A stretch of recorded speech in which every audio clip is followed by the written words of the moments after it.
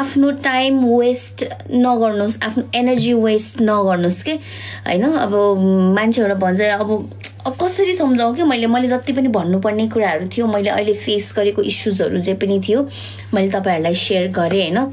So that's it एकदमै गाह्रो छ अहिले। युट्युबले नै पुश गरिराको छैन मुकबाङ कन्टेन्टहरु गाइस। मेरो एभ्री डे भ्यूजहरु डाउन भइराछ, एभ्री डे मैले यति धेरै मेहनत गर्छु तै पनि मेहनत अनुसारको भ्यूज छैन र भ्यूज नआएपछि अटोमेटिकली तपाईको इन्कम पनि घट्छ हैन। भ्यूज राम्रोसँग आएन भने अनि अर्को कुरा मैले याद गरेको चाहिँ एउटा हाम्रो टाइम ड्युरेसन हुन्छ के, हाम्रो एउटा भ्युअर्सले मेरो भिडियो कति मिनेटसम्म हेर्यो त्यो एउटा टाइम ड्युरेसन हुन्छ हैन।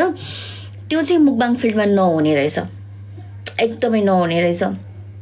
जस्तो तपाईहरु भ्लगिङ गर्नुहुन्छ, भ्लगिङमा हुकिङ पोइन्टहरु धेरै हुन्छ, तपाईहरु एकदमै इंगेज भएर हेर्न सक्नुहुन्छ। वाउ यो पछि के होला, उसको लाइफमा के होला भनेर त एउटा हुकिङ पोइन्टहरु हुन्छ है।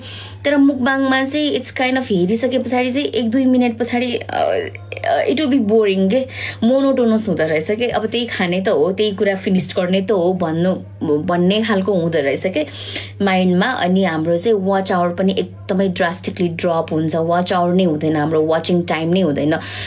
इट्स लाइक 3 देखि 3.5 मिनेट अथवा 4 मिनेट। हामीले 20 मिनेटको भिडियो बनाउँछौं र त्यसमा चाहिँ जम्मा 3 मिनेटको एउटा पर्सनले 3 मिनेट मात्रै हेर्नु भएको छ भने that's very low guys, that's very low। अनि 3 मिनेटमा हामीले कति नै इन्कम गर्न सक्छौं होला त ल भन्नु न। यो भन्दा 1 वर्ष अगाडि इन्कम थियो गाइस, तर अहिले भन्ने हो भने चाहिँ अहिले छैन इन्कम। मैले पहिला जति कमाउँथे त्यसको आधी छ अहिले इन्कम, त्यसको आधीको पनि आधी छ, त्यो पनि यति धेरै मेहनत गरेर। बुझ्नु भयो नि what I am trying to say. So गाह्रो छ गाइज, त्यही भएर बरु अनि तपाईको वाच आवर जति कम भयो अनि त्यसमा विज्ञापनहरु एड्सहरु पनि आउने कमै हुन्छ, अनि त्यो भएपछि तपाईको पैसा पनि अटोमेटिकली कम हुन्छ। अनि पैसा कम भएपछि तपाईलाई चाहिँ एउटा मोटिभेसन फ्याक्टरै हुँदैन के, मैले यति धेरै मेहनत गरिरहेको छु तर मैले मेहनत गरे अनुसारको फलै पाइरहेको छैन भन्ने हुन्छ कता कता दिमागमा है। सो म चाहिँ जो अहिले मुकबाङमा सेटल हुनुभयो तर अहिले जति पनि नयाँ साथीभाइहरु आउनुहुन्छ नि मुकबाङमा, उहाँहरुलाई सेटल हुन गाह्रो छ। यो चाहिँ म लेखेरै दिन्छु। फेरि मुना दिदी is being so rude, Muna Didi is being so something भनेर सोच्नु होला। No, I am being very honest अनि I care for you guys। मैले तपाईहरुले आफ्नो मेहनत आफ्नो टाइम इन्भेस्ट गर्नुहुन्छ भने इन्भेस्ट इन समथिङ बेटर। मैले त्यो मात्रै भन्न खोजेको है, तपाईहरुकै लागि भन्न खोजेको भनेको मैले यो चाहिँ। सो या द्याट्स इट, त्यही नै हो। त्यही भएर फेरि मुना दिदीले धेरै नै ज्ञान बाँड्नु भयो नभन्नु होला। अनि युट्युब च्यानल खोल्नु र अब खोल्नै मन छ भने चाहिँ युट्युब च्यानलको लागि केही छैन, तपाईहरुलाई एउटा यु जस्ट ह्याभ टु तपाईसँग जीमेल अकाउन्ट हुनुपर्छ, जीमेल अकाउन्टबाट नै खोल्ने हो युट्युब च्यानल चाहिँ है। सो तपाईहरुले चाहिँ पहिले प्रिपेयर भएर आउनुस्, तपाई कुन लाइनमा लाग्छु कुन क्षेत्रमा लाग्छु भने चाहिँ अहिले चाहिँ युट्युबले चाहिँ अलिकति इन्फर्मेटिभ काइन्ड अफ कन्टेन्टहरुलाई चाहिँ पुश गरिरहेको छ है। अब यो मुकबाङ एकदमै ओभर स्याचुरेटेड भयो, एभ्रीवेयर तपाई स्क्रोल गर्नु एभ्री त्यो सेकेन्ड एभ्री मिनेटमा तपाईले खाएको मात्रै कन्टेन्ट देख्नुहुन्छ के। सो युट्युबलाई पनि दिक्क लाग्यो होला के यो कन्टेन्ट मेरो प्लेटफर्ममा यति धेरै खाएको कन्टेन्ट मात्रै छ भनेर। So YouTube is not pushing हाम्रो मुकबाङको कन्टेन्ट गाइज। हामीले जति मेहनत गरिरहेको छौं मेहनत अनुसारको फल पाइरहेको छैनौं गाइज, त्यही भएर।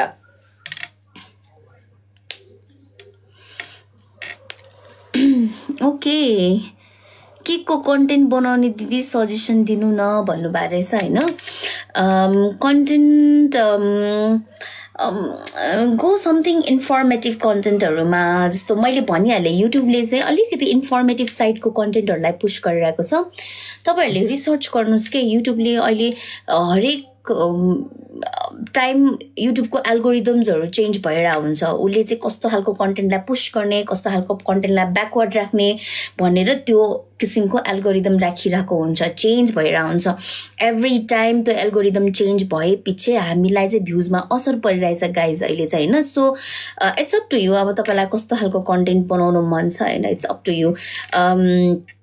जे पनि बनाउनुस् र बनाउनुस् के like nothing pretendable nothing just it's you it's your content you are being you होइन रियल यु तपाईँको तपाईँलाई भ्लगिङमा देखाउनु मन छ भने लाइक मैले त पहिले पनि देखिबाट भन्दा चाहिँ अलिकति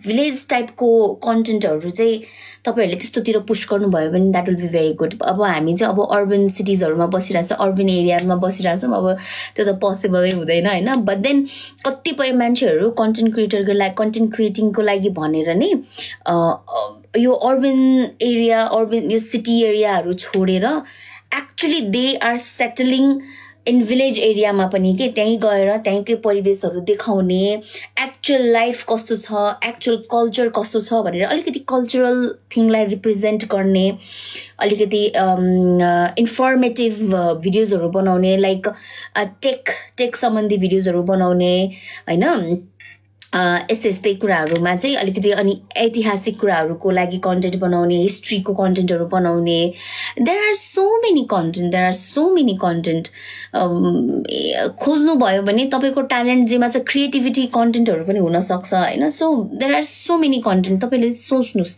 होइन प्लिज यो मुकबाङ फिल्डमा नआउनुहोस् कि गाइज म कसैलाई पनि मोटिभेटै गर्दिनँ कि मुकबाङ फिल्डमा आउनु भनेर किनभने थोरै खाएर भ्युज आउँदैन हेर्नुहोस् धेरै खान सकिँदैन एभ्री डे मान्छे हो है तर हामी जसो गरिरहेको छौँ अब हामीलाई पनि बाध्यता छ कि हामी पनि आफ्नो फ्यामिलीको लागि भनेर गरिरहेछौँ नि त होइन अब यही कारणवश अब भाग्यवश अब यही कन्टेन्टमा छिरियो अब यसबाटै अब हामी सेटल जस्तै पनि भयौँ होइन अब योभन्दा वाट एल्स भन्ने नै छैन क्या दिमागमा सो त्यही भएर म continuously I am trying to do new things के फुड रिलेटेड नै but in a different way तरिका फरक गरेर म I am trying to do not only just रुममा बसेर मुकबाङ होइन कि I'm just going in various places like I am all over the places कि मेरो दिमाग पनि अल ओभर द प्लेसेस भइरहेछ I don't know how to push my